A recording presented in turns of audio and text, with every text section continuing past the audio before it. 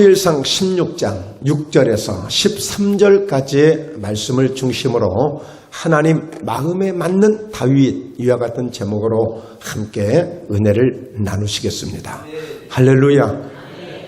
오늘 다윗은 하나님 마음에 맞음으로 인하여 하나님이 그를 귀하게 써주시는데, 오늘 말씀을 통해서 하나님이 주시는 귀한 메시지를 우리 모두가 나에게 주시는 말씀으로 받을 때 큰 은혜가 되고 능력이 될 줄로 믿습니다. 오늘 이 본문 말씀을 잠시 설명하자면, 그동안에 이스라엘 민족 가운데 이제 족장들이 그 시대를 이루면서 왔어요. 그러다가 이제 사사들이라고 하는 사람들이 나라를 지키면서 이렇게 오게 되었고, 근데 어느 때가 되니까 물론 이제 제사장들이나 선지자들이 많은 그런 정치적 역할도 이렇게 감당을 했어요. 그런데 보니까 다른 나라들은 왕이 있거든요. 근데 이스라엘에 왕이 없는 거예요. 그러니까 백성들이 자꾸만 주장을 해요. 우리에게도 좀 왕을 좀 세워달라고. 그래서 사실은 백성들이 그 원하는 것 가운데 하나님이 사울이라고 하는 사람을 백성들이 이렇게 추천을 하게 되고, 그를 또 이렇게 지지함으로 초대 왕을 세운 거예요. 그런데 어느 때가 되니까 하나님 마음에 들지 않는, 하나님께서 기뻐하지 않는 그런 행동을 임의로 하는 거예요. 그래서 이제는 두 번째 왕을 세우는데, 이제는 백성들이 누구를 세워주세요가 아니라 하나님이 전적으로 주관하셔서 다윗이라고 하는 사람을 딱 찍어가지고 그를 왕으로 세우시는 거예요. 그 과정이에요 지금. 그래서 이제 하나님이 사무엘이라고 하는 선지자를 바로 이제 보내게 되는데, 여러분 그때 당시 아무리 사무엘 선지자가 대단하지만 그래도 사울이라는 왕이 있는데 그 왕의 권위를 도전해서 안 되거든요. 그 나름대로 지켜야 될 그 선이 있는데 그 선을 넘으면 안 되거든요. 그러니까 사무엘이 하나님 앞에 그래요. 아이고 내가 이세 집에 갔다가 괜히 사울 악년타라도 내가 어려움을 당하면 어떡합니까? 그가 나를 죽일지도 모르는데. 근데 그러다 보니까 그 실로에 있는 그 하나님의 성전을 모시고 성막을 모시는 그런 성전이 있었는데 그냥 다 부서지고 말았어요. 그래서 여기저기에서 예배를 드리는 일들이 있었거든요. 그러니까 가서 이세의 집에 가서 그 집 지역에 가서 제사를 드리라. 그리고 그 이세와 그의 가족들을 초청해라. 예배에 참석하도록. 그렇게 한 거예요. 그래서 지금 사무엘이 제사를 예배를 드리는 가운데 이세를 부르게 되었고, 이세가 그 자녀들을 다 데리고 오도록 했는데, 세상에 아들 8 가운데 바로 이 다윗은 양을 치게끔, 막내는 양을 치게끔 놔두고 7째만 데려온 거예요.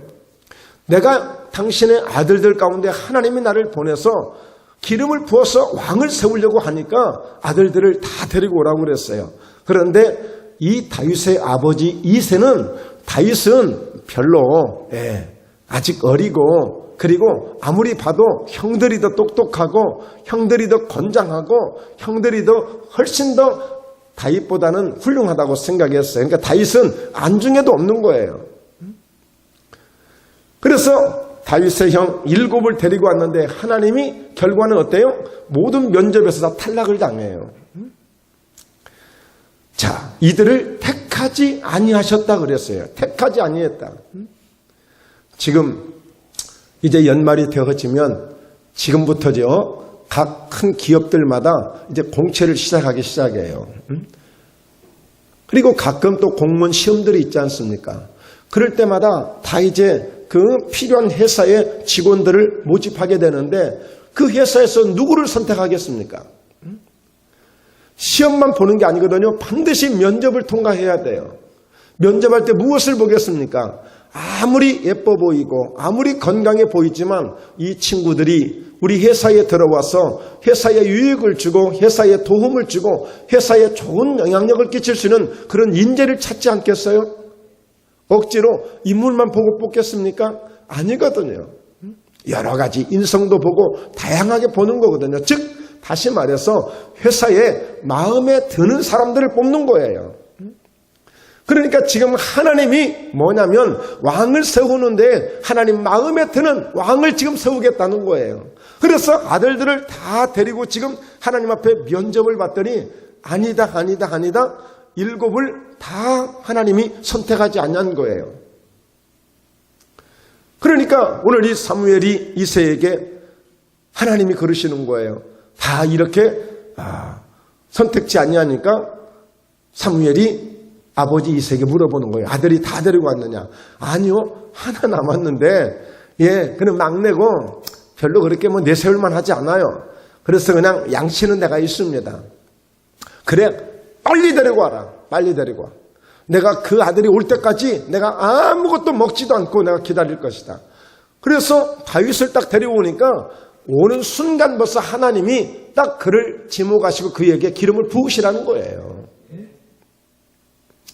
그래서 알고 봤더니 다윗은 하나님 마음에 너무 드는 사람이었어요. 자, 우리 서로 옆 사람에게 이렇게 한번 인사해 보세요. 하나님께 마음에 들기만 하면 당신의 인생은 끝납니다. 끝내줍니다.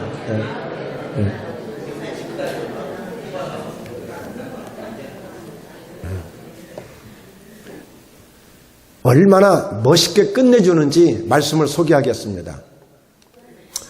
사도행전 13장 22절입니다. 함께 있습니다. 패하시고, 누구를 패한 거예요? 사울 왕을 패하시고 다윗을 왕으로 세우시고 증언하여 이르시되 내가 이새 아들 다윗을 만나니 내 마음에 맞는 사람이라 내 뜻을 다 이루리라 하시더니 할렐루야. 이게 다윗을 딱 보는 그 순간에 내 마음에 맞는 사람이다.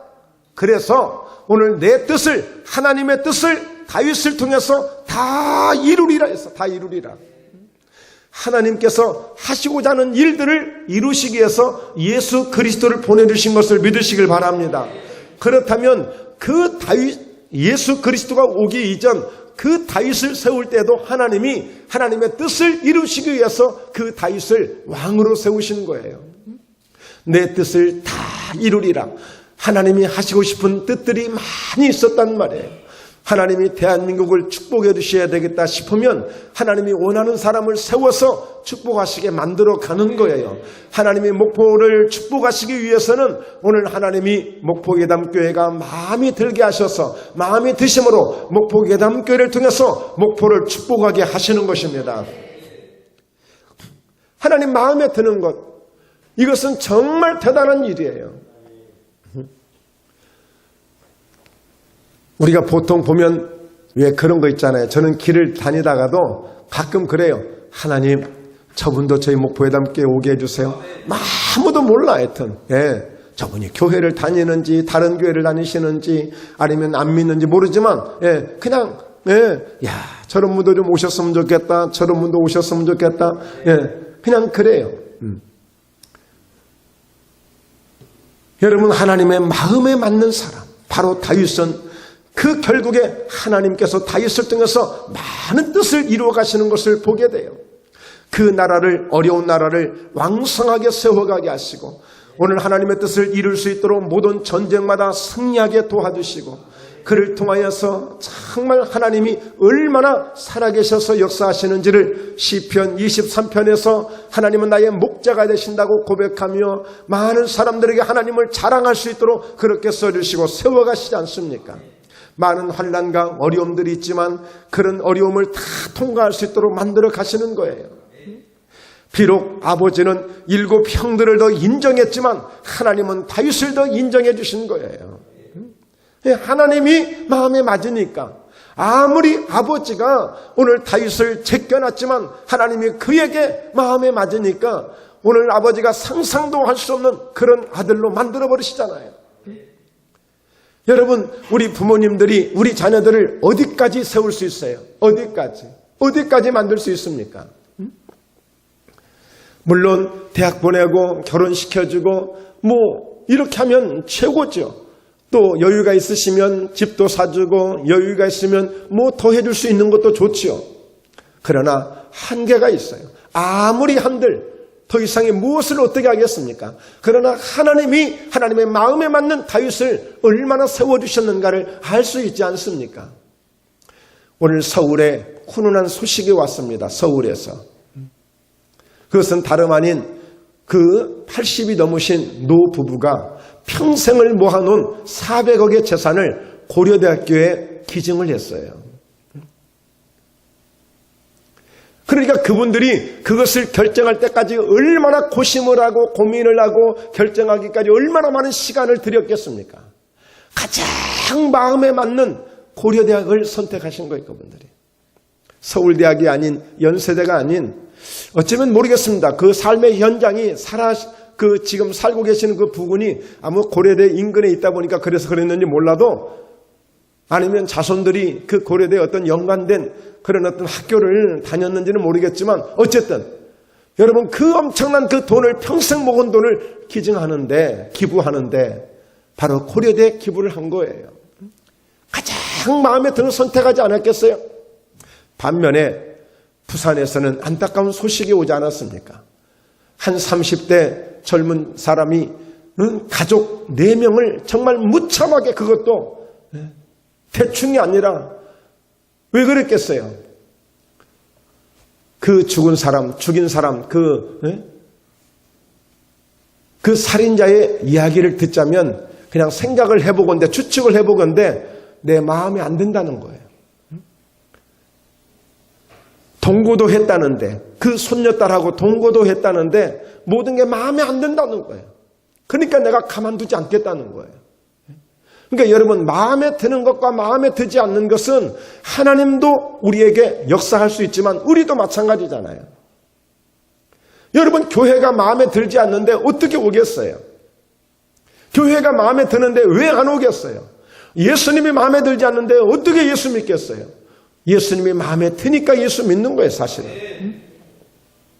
물론 그건 선택사항이 아니에요. 우리는 정말 나무가 흙을 떠나서 살 수 있을지 모르겠지만 예수님 떠나서 우리는 살 수 없는 사람들이에요. 물고기가 물을 떠나서 살 수 있을지 모르겠지만, 물론 살 수 없지만, 그러나 우리는 정말 주님을 떠나서, 하나님을 떠나서 살 수 없는 사람들이기 때문에 내가 선택하는 게 아니에요. 여러분, 가끔 보면 우리는 하나님을 내가 선택한다고 생각하지만 하나님 우리를 선택해 주신 것입니다.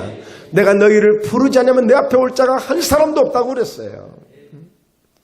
오늘 하나님의 마음에 맞는 이 부분을 상당히 마음에 좀 인식하셨으면 좋을 것 같아요. 할렐루야. 그러니까 여러분, 우리가 수도 없는 말씀을 듣고 설교를 듣잖아요. 그런데 유달리 탁 내 마음에 와서 잘 박힌 모처럼 박혀지는 그런 말씀이 있을 때가 있어요. 오늘 하나님의 마음에 맞는 다윗, 그래서 하나님의 뜻을 다 이루게 하셨다는 이 사실을 오늘 딱 새기고 가신다면 오늘 예배의 성공자가 되시는 겁니다.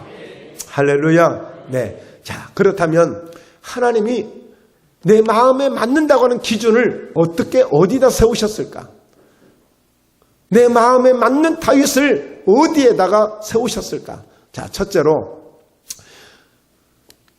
예물을 보시지 않는다는 겁니다. 예물을 보시지 않아요.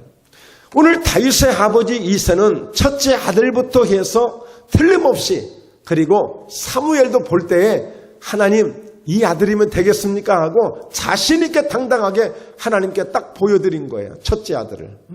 그런데 아니라는 거예요. 아니라는 거예요. 자, 그들이 오매 사무엘이 엘리압을 보고, 자, 6절에 보면 엘리압을 보고 마음에 이르기를 여호와의 기름 부으실 자가 과연 주님 앞에 있습니다. 이렇게 아주 자신 있게 딱 내놓은 거야. 자신 있게. 이 아들이면 될 것 같습니다. 사무엘이. 그렇게 기도 많이 하고 하늘에서 불을 내리게 하고 하늘에서 강력한 기적과 이적을 나타내게 했던 그 사무엘도 때로는 이렇게 분별을 못할 때도 있어요. 정말 여러분, 그래서 우리가 사람을 함부로 판단할 수 없는 거예요. 절대 우리는 정말 자신 있게 이 사람을 이런 사람이라고, 사무엘도 이렇게 실수하지 않습니까? 그런데 하나님 앞에 이게 아니었어요. 어떻게 말씀하셔요? 하나님이 사무엘에게 이르시되 그와 용모와 키를 보지 말라. 내가 이미 그를 버렸노라. 내가 보는 것은 사람과 같지 아니하다. 딱 이렇게 그래. 사람은 외모를 보지만 나 여호와는 중심을 본다 그랬어요. 여러분, 부인할 수 없는 말씀이에요. 우리는 어디 가면 딱 처음에 사람 한번 훑어보잖아요. 관상부터 보잖아요. 우리는 다 관상쟁이들이야. 딱 보면 사람을 그냥 보는 게 아니라 믿음을 보려고 하는 것이 아니라 이 사람이 어떤 사람인지를 먼저 파악부터 하려고 해. 이게 그냥 딱 되어 있어 그냥.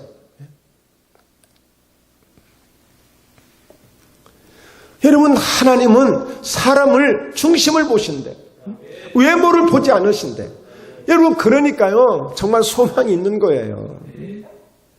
저는 이런 말씀을 보면 막 흥분이 돼요. 왜? 여러분, 목사님이 되기가 쉽지 않거든요. 참 어려운 일이에요. 그런데 보면 또 우리가 볼 때 생각지도 않고 뜻하지도 않는, 어떻게 저 사람이 또 목회자가 될 수 있나 싶어지는 그런 사람도 아마 없지 않아 있을 거예요. 겉으로 우리가 표현은 안 하고 있지만 어쩌면 저 같은 사람도 그 중에 한 사람이었을 것입니다. 정말 외모를 본다. 어떤 스펙을 보고 어떤 가진 자격들을 보고 조건들을 보고 배경들을 본다면 정말 하나님의 일을 할 수 없는 사람들이 너무나도 많아요. 엊그제 극동방송에서 그러대요. 어떤 한 분이, 목사님 요즘에는요 극동방송 직원들이 아주 실력들이 대단해요. 기본이 그냥 프리토킹 할 수 있는 보통 외국 사람하고도 대화가 가능할 수 있는 이 정도 실력들이 다 있습니다. 이제는. 하긴 그러겠네요. 왜? 취업의 문은 좁아지고 그러다 보니까 경쟁은 더 심해지고 그러니까 준비를 더 해야 되니까 요즘 젊은 친구들은 그런 모든 것들을 갖춰야 되니까 굉장히 고생하고 애쓰는 거예요. 사실. 이제 어설픈 사람들이 그 좁은 취업문 들어가기는 더 이와 같이 낙타가 바늘길을 뚫고 들어가는 것보다 더 어려울 수 있다는 거죠. 좋은 조건을 갖추고 유학을 갔다 와도 웬만한 그 기업에 들어가기 쉽지 않은데, 그러다 보니까 요즘 젊은이들은 어떻게 하든지 이 외적인 것, 이런 것들을 쌓으려고 지식을 쌓고 예부적인 것을 쌓고, 그래서 때로는 성형수술도 하고. 저는 가장 이해가 안 되는 게, 여자들이야 원래 예뻐지려고 하시는 분이 그렇지만 남자도 성형수술을 한대잖아요. 남자도 코를 높이고 남자도 눈을 어떻게 하고 남자도 어떻게 한대요. 그만큼 요즘에 취직하기가 힘드니까. 왜 그러겠어요? 외모로 판단하는 세상이니까. 벌써 외모를 보면 딱 사람들이 안 돼. 나는 사람을 많이 상대해봐서 딱 보면 안 돼. 그런 분들이 많아요. 저도 수도 없이 많은 사람을 상대해봤습니다. 물론 목회자가 되기 이전에도 많이 상대해봤어요. 어느 정도 감을 잡지요. 그러나 하나님이 보시는 중심은 제대로 보지 못하는 거예요. 그래서 내가 사기도 당한 사람이에요. 아주 뼈가 빠지도록 고생할 정도로 사기를 당해본 사람이에요. 왜 그러겠어요? 속을 몰랐으니까. 그러니까 여러분, 너무 사람들을 외모로만 보려고 하지 마세요. 외적인 것으로만 보려고 하지 마십시오. 물론 우리는 대신 열매는 볼 수 있는 것입니다.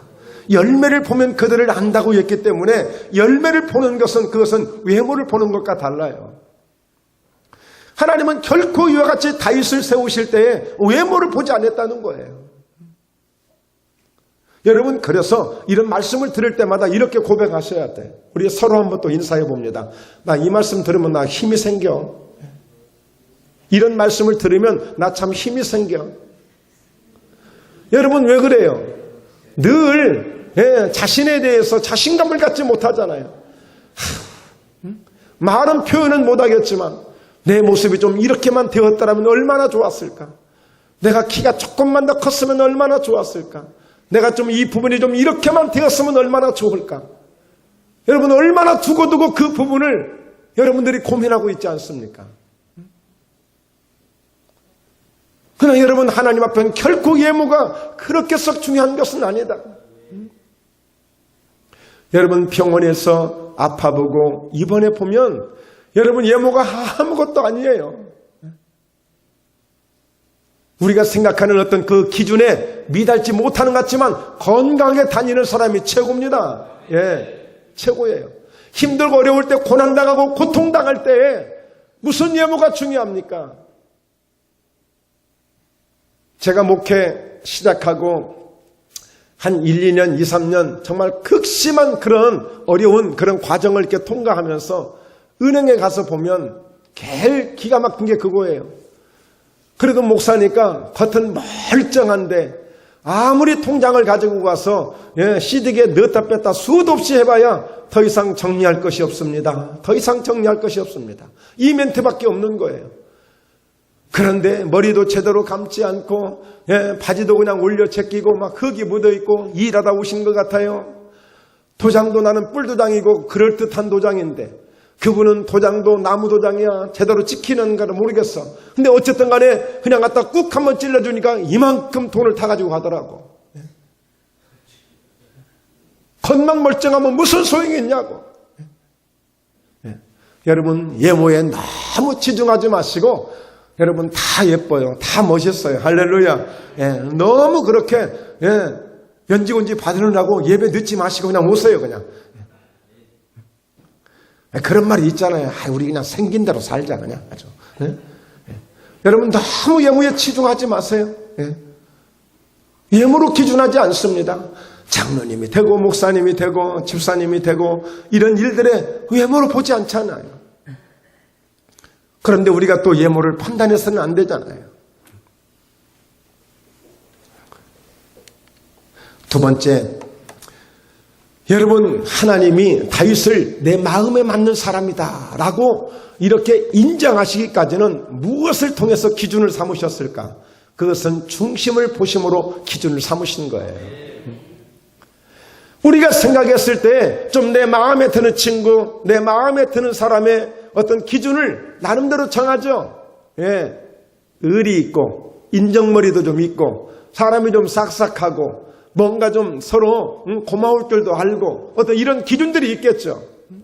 하나님이 하나님의 마음에 맞는다라고 기준하시는 그 기준을 정한다면 그것은 오직 중심을 보시고 정하신다는 거예요. 중심을 보시고. 그러니까 외모를 보는 것이 아니라 외적인 어떤 그 가지고 있는 멋진 모습을 보는 것이 아니라 진정 우리 중심은 뭐겠어요? 마음이잖아요. 마음. 생각하는 것이잖아요. 그 사람의 깊은 그 심령 속에 있는 그 마음이란 말이에요.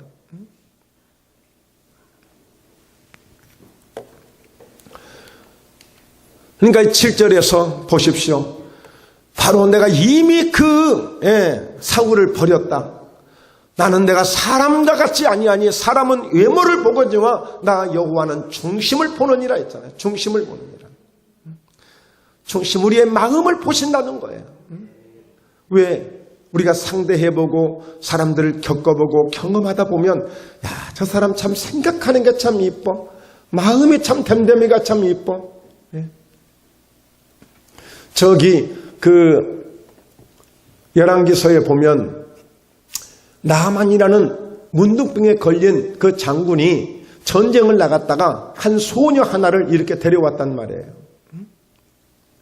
근데 이제 자기 그 부인에게 아내에게 좀 허드렛 일 좀 도와줄 수 있도록 집에 데리고 왔어요. 애가 좀 이렇게 귀엽고 좀 예쁘장해서.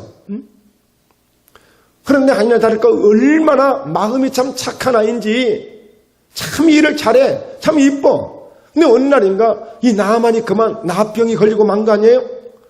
근데 그게 안타까워가지고 이 소녀는 자기를 포로에서 잡아왔으니 어떻게 보면 원망스럽고 참 한탄스럽잖아요. 왜 나를 내 엄마 집에서 살게끔 놔두지? 왜 전쟁을 치러서 우리 동네를 우리 나라를 이렇게 힘들게 하고 나를 이렇게 포로로 데려왔을까? 나쁜 생각을 가질 수도 있잖아요. 그런데 그 주인이 나병으로 고통당하는 것을 보고 자기 고향에 있는 엘리사 선지자를 소개하는 거예요. 그 얼마나 예뻐요. 그리고 여러분 이 엘리사가 한 지역을 지나가는데 수넴 여인이라는 여인이 그 엘리사를 초청해가지고 자기 집에 방도 하나 만들어주고 촛대도 만들어주고 책상도 만들어주고 아이고 엘리사 선자님 얼마나 수고가 많으세요. 좀 쉬엄쉬엄 하세요. 이곳에서 좀 쉬어가시면서 말씀도 준비하시고 그동안 기도하시고 사역하시는 얼마나 애쓰시겠어요. 그것을 남편에게 몇 날 며칠을 간절히 막 졸라대가지고 그렇게 다 준비를 한 거예요.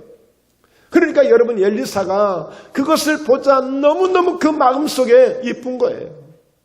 너무너무 예쁜 거예요. 야, 정말 어떻게 이럴 수 있느냐.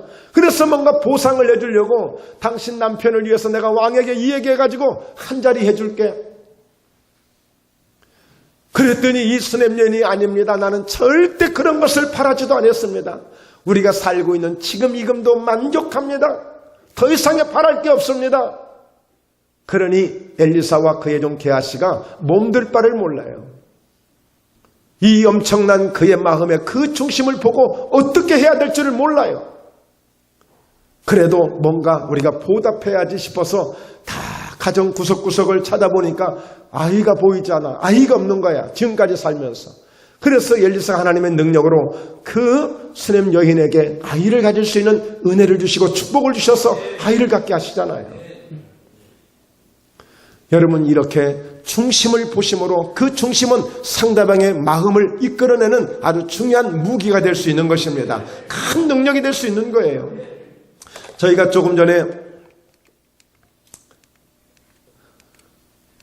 이 말씀을 읽지 않았는데 하나님의 나라는 말에 있지 않냐고 오직 능력에 있음이라 그랬어요. 능력에 있습니다. 하나님께서 내 뜻을 다 이루게 하리라고 그랬는데 결국에 무엇을 통해서 하셨어요? 능력을 주신 거예요.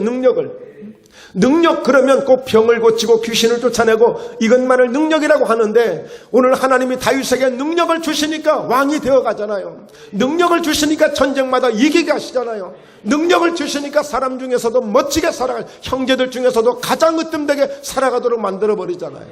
하늘나라는 말이 있지 않아요. 신앙생활은 말로 하는 게 아닙니다. 능력으로 하는 거예요. 그것을 누가 주시는 겁니까? 하나님께로부터 오는 능력이에요. 여러분, 우리가 기도하지 못하는 그런 연약한 예배도 예배 가운데 온전히 우리가 예배에 성공하지 못하는 연약한 모습, 그 다 능력이 부족해서 그래요. 우리는 꼭 능력이라면 목사님들에게 막 강력한 그런 귀신을 쫓아내고 병을 고치는 것을 능력이라고만 생각하지만 내가 신앙생활을 잘할 수 있는 것도 능력이에요. 능력 없이 안 되는 거예요. 그래서 여러분, 이 중심이 가장 중요한 것입니다. 그래서 요한복음 1장 47절에 보면 예수께서 나다나엘이 자기에게 오는 것을 보시고 그를 가리켜 이르시되 보라, 이는 참으로 이스라엘 사람이라 그 속에 간사한 것이 없도다. 예수님께서 보시는 것도 그 사람의 속을 보고 계시는 거예요. 예수님께 찾아오는 사람들이 얼마나 많습니까? 그러나 바리새인들을 볼 때마다, 사두개인들을 볼 때마다, 그 율법자들을 볼 때마다 예수 뭐라고 말씀했어요? 저들은 입술로는 나를 존경하고 있지만 마음은 이미 내게서 멀도다 그랬어요. 마음은 내게서 멀다. 그러니까 예수님께 나와서 예수님 대단해요. 예수님 멋있어요. 예수님 정말 말씀은 끝내줘요. 그게 부질없는 짓이라는 거예요. 입술에 그냥 말만 그럴듯하게 하지 마음은 전혀 마음도 없는 말을 그렇게 하고 있는 거예요. 왜 우리가 그러잖아요. 서로 사랑한다고 하지만, 나를 믿어달라고 하지만, 내가 신뢰한다고 하지만 그게 마음에 느껴지지 않을 때는 말로만 그러지 말라고 그러잖아요. 말로만 그러지 말라고. 그래서 정말 이 중심에서 모든 것이 나오는 겁니다. 가장 중요한 것이 중심에서 나오는 거예요. 중심에서. 그러니까 기도도 여러분 그 시편 42편에 보면 내 영혼이 주를 찾기에 갈급합니다. 목마른 사슴의 시냇물을 찾아 헤매듯이 내 영혼이 주를 찾기에 갈급합니다 하면서 주님 앞에 부르짖는 기도를 다윗이 드린단 말이에요. 그러니까 다윗의 기도가 능력이 있고 다윗의 기도가 많은 응답을 가져오고 그 절박한 상황에서도 하나님이 기적을 베풀어 주시는 것은 다윗을 기도할 때마다 자기 중심을 통하여서 하나님께 영광을 돌려요. 시편 51편에서도 주님은 내 중심을 주님이 원하신다고 그랬어요. 내 중심에 하나님의 영으로 채워달라고 간절히 구하잖아요. 중심이 중요한 거예요. 정말 여러분 다 교회를 사랑하시고 우리 주님을 사랑하시고 오늘 또 이 예배를 사모하심으로 이 전에 나오신 줄로 믿습니다. 그러나 오늘 이와 같이 정말 좀 더 우리가 확신할 수 있다면 내 중심이 더욱더 주님을 사모할 수 있는 이런 심령을 가져야 될 줄로 믿습니다. 오늘 예수님께서도 오죽하면 그 속에 감사한 것이 없다고 그랬어요. 입술로만 바리새인들처럼 예수님을 사랑하는 것처럼 존경하는 것처럼 하는 그것을 예수님이 원치 않는 거예요. 입술로는 나를 존경하지만 너희들 마음은 이미 내게서 멀리 있다는 걸 내가 알고 있다는 거예요. 그래서 오늘 또 우리는 예배 가운데 중심을 드리는 예배가 가장 좋은 예배가 될 줄로 믿습니다. 세 번째요, 하나님이 기준하시는 왜 다윗을 내 마음에 맞는 사람이라고 했을까? 왜 그랬을까? 바로 그것은 이 다윗은 양을 지키고 있는 사람이었어요. 다윗이 한번 아버지 심부름을 받고 그 군대에 가 있는 형에게 먹을 것을 좀 갖다 주고 형들이 잘 있는지 소식을 좀 알기 위해서 아버지가 심부름을 보내거든요. 가서 이제 이 엘리압에게 그 아버지가 전해준 것을 이렇게 했더니 형이 좋아하는 것이 아니라 동생 다윗을 막 혼내켜요. 야, 너 뭐 하려고? 괜히 너 싸움 구경하려고 여기 왔지? 지금 골리앗하고 지금 막 전쟁 중이란 말이에요. 응? 너 양은 안 지키고 양은 안 보고 너 뭐하러 여기까지 왔어? 네가 왜 여기 왔어? 너 구경하려고 왔지? 이런 식으로 형을 나무라는 거야. 그런데 다윗이 보니까 이거 한심한 거예요. 형들이고 거기 있는 많은 군인들이 그 골리앗에게 쩔쩔매고 대대로 한번 머리 한번 들고 한번 싸우겠다고 나오는 사람이 없는 거예요. 그때 이제 다윗이 사울 왕을 통해서 이제 자기가 어떤 사람이라는 것을 이야기해가지고 가서 이제 골리앗과 싸워서 이기지 않습니까? 그러니까 여러분, 이 다윗은 양을 지키고 있는 사람이 아예 형들도 그렇고 아버지도 그렇고 너는 양이나 지켜 그랬어. 그런데 그것이 다윗에게는 상처예요. 사실은 상처예요. 왜? 그 어린 다윗에게 가장 힘든 것을 맡겨놨잖아요. 그리고 가장 좋은 그런 기회가 왔을 때 왕이 세워지는 기름 부으심을 받는 그 기회가 오는 장소에 오지도 못하겠잖아요. 양 지키라고. 그러나 양을 지키고 있는 그 다윗을 볼 때 하나님은 가장 마음에 드는 이쁜 사람이었어요. 예쁜 사람이었어요. 자, 말씀을 한번 볼까요? 16장 11절에 보면 또 사무엘이 이새에게 이르되 네 아들들이 다 여기 있느냐? 이새가 이르되 아직 막내가 남았는데 그는 양을 지키나이다. 사무엘이 이새에게 이르되 사람을 보내어 그를 데려오라. 그가 여기 오기까지는 우리가 식사 자리에 앉지 아니하겠노라. 양을 지키는 사람이어서 다윗은. 그러니까 사실 알고 봤더니 이 다윗은 형들에 밀려가지고 가장 어렵고 하찮은 일을 하는 것 같았지만 사실은 다윗은 양을 지키면서 양을 키우면서 엄청난 하나님의 은혜를 그때 체험하게 돼요. 여러분, 저도 목포에 오기 전에 청주에서 그런 부교육자 협동목사 사역을 제가 9개월 했다고 그랬잖아요. 근데 사실은 가장 어려운 일을 했고 서름도 많이 당하고 울기도 많이 울었어요, 진짜. 아니 50 중반 된 사람이 정말 찔끔찔끔 혼자 얼마나 울었는지 몰라요. 담 밑에 가서 울었어요, 정말. 그런데 알고 봤더니 사실은 소외되고 가장 어려운 일을 당하지만 그 속에서 가장 하나님의 정말 진짜의 그런 맛을 느끼는 그런 메시지를, 그런 은혜들을 그때 입게 된 거예요, 사실. 다윗도 마찬가지예요. 다윗은 사실 알고 보면 상처가 굉장히 많은 사람이에요. 그의 나중에 행동을 쭉 연구해 보면 다윗이 상처가 많았기 때문에, 그리고 다윗이 그런 연약한 부분이 많았기 때문에 사실은 그런 어떤 실수도 하고 하는 것을 보게 되었어요.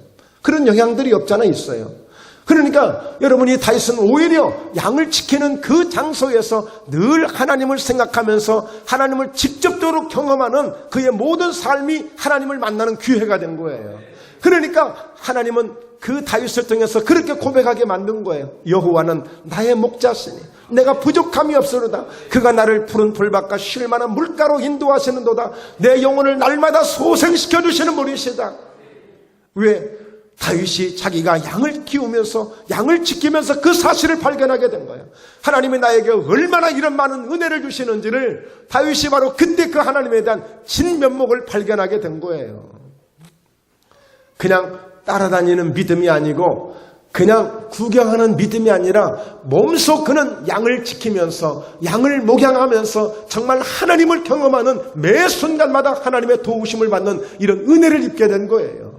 그러니까 양을 지키고 있는 그 다윗을 볼 때마다 하나님이 마저 이놈이야, 마저 저놈이야, 마저 저 친구야, 내가 저에게 내가 한번 뭔가 하겠어.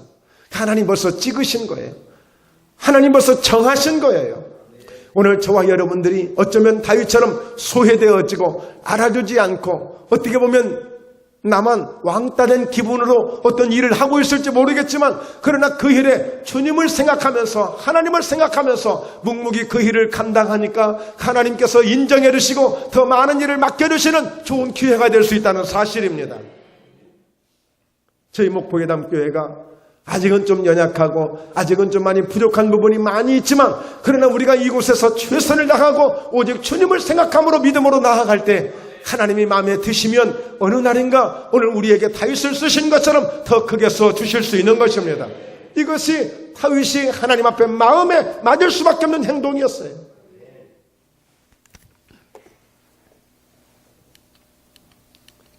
다윗이 이렇게 고백합니다. 사울왕을 만났을 때 다윗이 사울에게 말하되 주의 종이 아버지의 양을 지킬 때에 사자나 곰이 와서 양떼에서 새끼를 물어가면 내가 따라가서 그것을 치고 그 입에서 새끼를 건져내었고, 그것이 일어나 나를 해하고자 하면 내가 그 수염을 잡고 그것을 쳐 죽였나이다. 그러니까 이 다윗은 그 양을 치면서 정말 생생하게 하나님이 하실 일들을 이렇게 경험을 통해서 그는 경험하게 되어진 것입니다. 얼마나 이 양을 치는데 최선을 다했는가. 그래서 여러분, 양을 친다는 것은 어떤 영적인 의미를 우리가 가질 수 있느냐면 바로 영혼을 그만큼 사랑한다는 거예요. 하나님은 우리에게 목자가 되시고 우리를 그의 기르시는 양으로 우리를 비유하지 않습니까? 이렇게 양을 돌보는 이 다윗을 보면서, 양을 사랑하는 그 다윗을 보면서 하나님은 어떤 기준을 세우시냐면, 그래, 너만큼 영혼을 사랑할 수 있는 사람이 없겠구나. 너처럼 너만큼 전도를 많이 할 수 있는 사람이 없겠구나. 너처럼 이렇게 많은 양떼들을 돌보는 것처럼 성도를 돌보는 사람이 없겠구나. 하나님이 다윗을 이렇게 인정해 주시는 것입니다. 오늘 우리 예수님께서 누구를 가장 기뻐하실까요? 누구에게 가장 많은 상을 주실까요? 달란트 비유가 있습니다. 이 달란트는 장사하는 비유를 우리에게 주고 있잖아요. 이게 무슨 장사예요? 따라서 합니다. 복음 장사. 복음 장사. 네. 소금 장사가 아니라 복음 장사. 할렐루야. 네. 복음을 전하는 복음 장사예요. 그래서 이 달란트를 남겼다는 이야기예요. 그랬더니 네가 작은 일에 충성했다고 말씀하시며 내가 더 큰 일을 맡겨주시겠다고 말씀하지 않습니까? 사도 바울이 고백합니다. 고린도전서 9장에 내가 부득불 복음을 전할 수밖에 없는 것은, 내가 전도를 할 수밖에 없는 것은, 내가 만약에 복음을 전하자면, 내가 전도를 하자면 화가 내게 임한다는 거예요. 내가 전도하지 않으면, 복음을 전하지 않으면 화가 내게 올 수 있을 것이라는 거예요. 그래서 오늘 이 사도 바울은 내가 부득불 복음을 전하지 않을 수가 없다는 겁니다. 전도할 수밖에 없다는 거예요. 베드로 전서 5장 이하에 보면 오늘 양떼들을 돌보는 목자들에게, 양떼를 돌보는 사람들에게는 바로 이와 같이 시들지 아니하는 영광의 면류관을 주시겠다고 그랬어요. 다니엘서 12장 3절에 보면 많은 사람들을 옳은 대로 돌아오게 하는 자는 하늘의 별과 같이 영원토록 빛나리라. 할렐루야. 영원토록. 그래서 오늘 우리는 다윗이 양을 돌보는 것은 영혼을 사랑하는 것을 의미한다고 그랬어요. 오늘 이와 같이 그것은 전도하는 사람이라고 말했어요. 오늘 그리고 그것은 성도를 돌보는 사람인 것을 말해주고 있습니다. 우리가 이런 마음을 가져야 돼. 항상 복음을 전하여서 어찌하든지 오늘 예수님을 알리는 전도를 해야 되고, 또 그리고 우리는 어찌하든지 영혼을 사랑하는 마음을 가져야 돼. 엊그제 교회 지금 공사를 하고 있지 않습니까? 그래서 그 준비하느라고 우리 김진영 안수 집사님하고 이제 그 일을 좀 맞춰놓고 가서 여기서 식사 좀 간단하게 하는데, 아니 뭔 말 좀 한마디 이렇게 했는데 그냥 했어요. 진짜 근데 그 주인이 갑자기 막 예민하게 반응을 하는데, 아니 누가 손님인지 모르겠어. 우리가 혼나러 간 건지 밥을 먹으러 갔는지 모르겠어. 그냥 나오고 싶어. 그냥 뛰쳐나오고 싶어. 나중에서 이제 서로 이제 안수장 고백한 얘기인데, 아이고 나오려다 참았다고. 저도 그랬고 안수장 그랬고. 정말 교회 마냥 그냥 나왔을 거예요. 여러분, 그런 일들이 우리에게 있어요. 어때요? 아무리 밉지만 영혼을 사랑하는 것 때문에, 영혼을 사랑해야 되기 때문에 나에게 좋게끔 해주는 사람만 사랑하는 게 아니라 때로는 교회의 덕을 위해서도, 주님의 영광을 위해서도 우리는 때로는 모른 채 해주고 그냥 달래주고 아이고 잘 먹었습니다 하고 나왔다니까요. 속에서는 막 부글부글 끓는데 아이고 잘 먹었습니다 하고 나왔어. 그리고 똑같이 이구동성으로 다시는 오지 맙시다. 그럼 어떻게 해요? 영혼을 사랑해야 돼요. 어쩔 수 없어요. 이것은 우리가 해야 될 일이에요. 그리고 여러분, 전도해야 됩니다. 끊임없이 전도해야 돼요. 끊임없이 전도해요. 내가 전도되어져서 나도 구원받고 내가 천국에 간다면 나만 천국에 가겠느냐 이거예요. 내가 전도 안 하면 저 사람 머리 지옥 가는 걸 아는데 말하지 않는 것, 이것은 죄가 될 수 있다는 거예요. 오히려 바울은 이것이 내게 화가 내게 올 수 있다는 거예요. 그렇게 고백하고 있어요. 오늘 여러분, 그리고 서로 성도를 어떻게 돌봐야 돼요. 권사님들은 혼자만 맨날 건강하시려고 건강식품 사러 다니지 마시고 성도들을 돌보셔야 돼요. 돌보셔야 돼요. 그래서 서로 돌봐야 돼요. 그래서 자기 제자들을 만들어야 돼요. 같은 그런 어떤 그룹을 만들려는 의미가 아니라, 여러분, 나도 기도하고 내가 믿음으로 이렇게 승리하며 지금까지 살아온 것처럼 나도 누군가를 그렇게 세워가야 될 그런 제자를 만들어야 될 거 아니에요. 디모데전서 2장에서는 오늘 이 바울이 디모데에게 또 다른 충성된 사람들에게 복음을 전하면 그 사람들이 또 다른 사람들에게 복음을 전하게 될 것이다. 그래서 또 충성된 사람들을 만들어 놔야 될 거 아니에요. 우리 권사님들, 여러분 성도 중에서 나는 권사님을 내 멘토로 삼고 싶어요, 그런 이야기를 들어보셨습니까?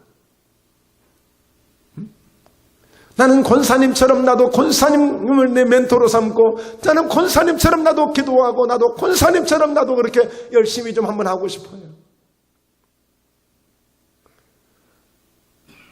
나는 권사님 기도할 때마다 너무 예쁘고 너무 좋아요. 너무 멋있어요. 나도 좀 권사님처럼 그렇게 좀 한번 하고 싶어요. 나는 정말 구역장님처럼 그렇게 좀 한번 해보고 싶어요. 물론 저 역시도 마찬가지죠. 저 역시도 목사님처럼 정말 그렇게 한번 했으면 좋겠어요 하고 그런 사람이 세워져야 되겠죠. 잘해서가 아니라 이런 말씀을 듣다 보니까 이 말씀들이 오픈이 되어지면서 서로에게 도전을 주는 메시지라고 생각이 되어집니다. 오늘 누구를 누구에게 정죄하고자 하는 것이 아니라 오늘 말씀을 말씀으로 우리가 받아서 우리가 깨달을 때 하나님의 더 큰 은혜가 임할 줄로 믿습니다. 할렐루야. 결론입니다.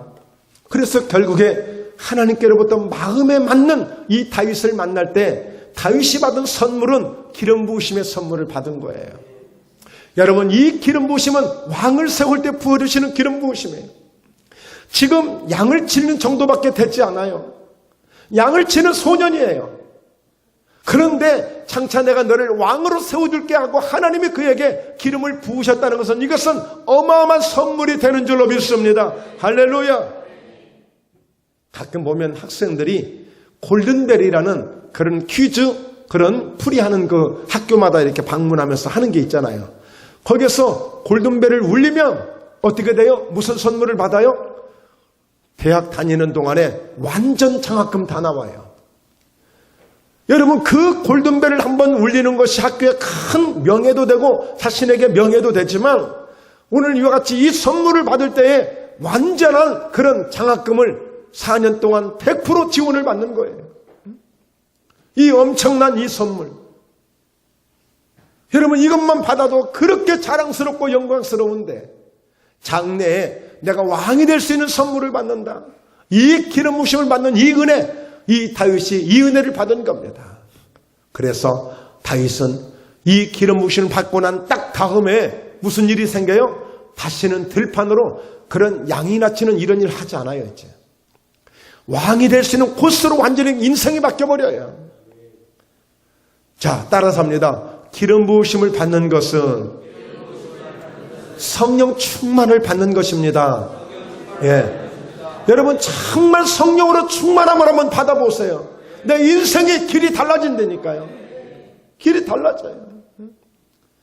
여러분 저 같은 사람이 예수 믿는다는 것은 난 1%도 제가 생각해 본 적이 없어요. 더군다나 목사가 된다는 것은 억만물의 일도 생각해 본 적이 없어요. 제가 목사 된다는 것은 로또 복권 당첨되는 것보다 확률이 더 없었어. 그러니까 저는 그런 확률을 통과한 사람이기 때문에 로또에 당첨된 사람보다 내가 더 큰 영광을 얻은 사람이에요, 사실. 전혀. 그런데 예수님을 믿고 예수님을 만나서 은혜를 받고 사모하고 철야를 다니고 작정 예배를 드리고 금식을 하며 하나님 앞에 막 매달리고 기도했더니 하나님의 성령의 능력 가운데 이렇게 주의 종의 길을 갈 수 있도록 제 인생을 코스를 완전히 바꿔주신 거예요. 상상도 할 수 없는 코스로 바꿔주신 거예요.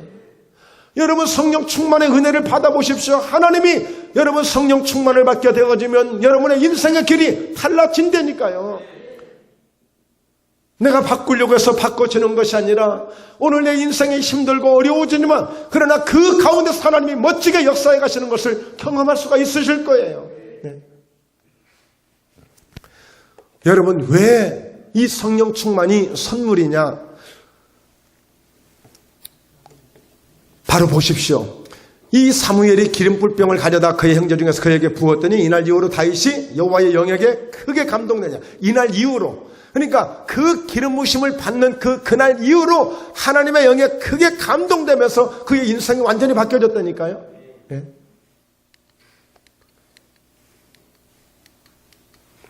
사도행전 2장 37절 그들이 이 말을 듣고 마음에 찔려 베드로와 다른 사도들에게 물어 이르되 형제들아 우리가 어찌할까 하거늘 성령으로 충만한 베드로와 제자들이 막 복음을 전하는 사람들이 막 회개하고 마음에 찔림을 받기 시작했어요.